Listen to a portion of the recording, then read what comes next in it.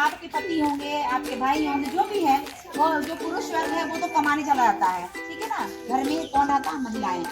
आप खाना बनाया, खिलाया, बच्चे को स्कूल भेज दिया, कुछ समय आपके पास बचता है, आप जाके पेरेंट टीचर मीटिंग होती है, जाकर देखिए कौन से स्कूल, जिस स्कूल में आपका बच्चा जा रहा है उनको पढ़ाया जा रहा है कि नहीं जा रहा है। नहीं पढ़ाया जा रहा है उसकी शिकायत दर्ज कराइए, बहुत जरूरी है। देखिए जो सरकारें हैं आजकल की ऐसी हो गई हैं कि हमारे समाज को भिखारी बनाने की तरफ लेके जा रही है। पहले जो हमारी बुजुर्ग महिलाएं होंगी, देखती होंगी कि स्कूल बच्चे जाते थे तो कहते थे बेटा वो कॉपी रख लो, कलम रख लो, है ना, ऐसे बोलते थे ना कि रख लो पढ़े जाए है।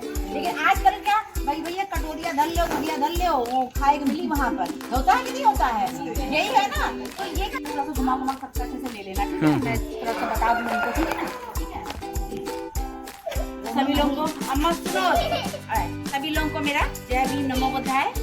और मैं विजयलक्ष्मी गौतम, लक्ष्य कमांडर, भारतीय कमांडर संगठन लक्ष्य से। और ये जो आज कौन सा खेला है? लक्ष्मण खेला है। और हम नीलम जी हैं, जिनके माध्यम से आप लोगों से मिलने आए हैं और आप भाभी जी हैं, उन्होंने बुलाया है सबको, बहुत बहुत साधुवाद आप लोगों का। एक जो हमारा संगठन है भारतीय समन्वय संगठन, एक सामाजिक संगठन है, तो बहुजन समाज के जो SC ST OBC के लोग हैं और माइनॉरिटी के लोग हैं, उनके लिए काम करता है। उनके साथ किसी भी तरह का जातीय शोषण होता है या अत्याचार हो रहा है हमारी बेटियों के साथ, हमारी बहनों के साथ, हमारी माताओं के साथ, हमारे जो युवा बच्चे हैं, लड़के हैं, हमारे भाई बंधु हैं, उनके साथ जाति के आधार पर जब कहीं जातीय शोषण होता है और उनकी थाने या कहीं पे FIR नहीं लिखी जा रही है, तो हमारी तरफ संगठन के पास शिकायत आती है तो हम लोग उनकी मदद करते हैं। पहले तो हम लोग फ़ोन के माध्यम से ही उनकी FIR लिखाते हैं, और अगर इन केस ऐसा काम ना हो पाया, वैसे तो हमारा तो 90% काम फ़ोन के माध्यम से ही हो जाता है, लेकिन नहीं होता है तो हम लोग वहाँ पे पहुँचते हैं और उनको न्याय दिलाने का हम लोग काम करते हैं। इसी के साथ साथ जो आज हम लोग इतने अच्छे से रह रहे हैं, खा रहे हैं, कि बाबा साहब डॉक्टर अम्बेडकर उनके संविधान की वजह से संभव हुआ है। अगर उन्होंने संविधान के माध्यम से अगर हमको हक अधिकार नहीं दिए होते तो आज शायद हम लोग भी वही नरक वाला जीवन जी रहे होते। जो हमारे बुजुर्ग हैं, पुराने लोग हैं, उनसे अगर हम उस बात को सोचते हैं तो पता चलता कि हम लोग ने कितनी मुसीबतों को झेलने के बाद इस स्थिति को हम लोगों ने पाया है कि अच्छे से कपड़े पहन रहे हैं, अच्छा मकान बना के रह रहे हैं। तो जो हमारे संवैधानिक हक और अधिकार हमारे क्या हैं, उसके बारे में हम लोग गांव-गांव जाके बताते हैं। और इसी के साथ साथ जो हमारा समाज है वो पूजा पाठ, पाखंड, अंधविश्वास है, उसमें बहुत डूबा हुआ है। हम कहते हैं उनसे बाहर निकालने के लिए हम भी उसका प्रयास करते हैं।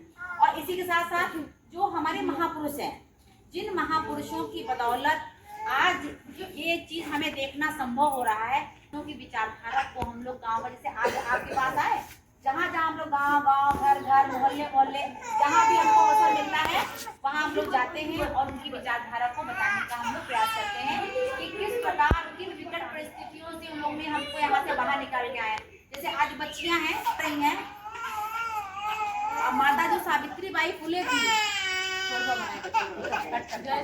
मार लिखाया और उसके बाद जबरदस्त हम लोगों ने विरोध किया। उसके बाद जो बच्ची जो मर गई थी उसकी लाश खुदवा के उसकी DNA जांच करवाई हम लोगों ने, और उसके बाद उसके परिवार को 8 लाख रुपया भी दिलवाया, जो बच्ची मर गई थी, जो समाज कल्याण विभाग से। तो ऐसा कैसे संभव हुआ? क्योंकि हम लोग जो है एक टीम में, एक संगठन में जुड़े हैं, तो संगठन में बहुत ताकत होती है। ये कहते हैं ना कि उंगली है, अब एक उंगली तो कोई भी तोड़ सकता है, ऐड देगा, ठीक है ना। लेकिन जब हम लोग ऐसे मुट्ठी में बन जाते हैं तो ये क्या हमारी ताकत बन जाती है। अब जैसे आप लोग झाड़ू जानती होंगी, एक सीख लेके बाहर पाएंगे? नहीं कर पाएंगे। लेकिन वही सारी सीखों को इकट्ठा कर लो, बांध दो, पूरा कचरा समाज साफ कर डालेंगे। तो वही चीज है, इसी तरह हम लोगों को इकट्ठा होना पड़ेगा और अपनी जागरूकता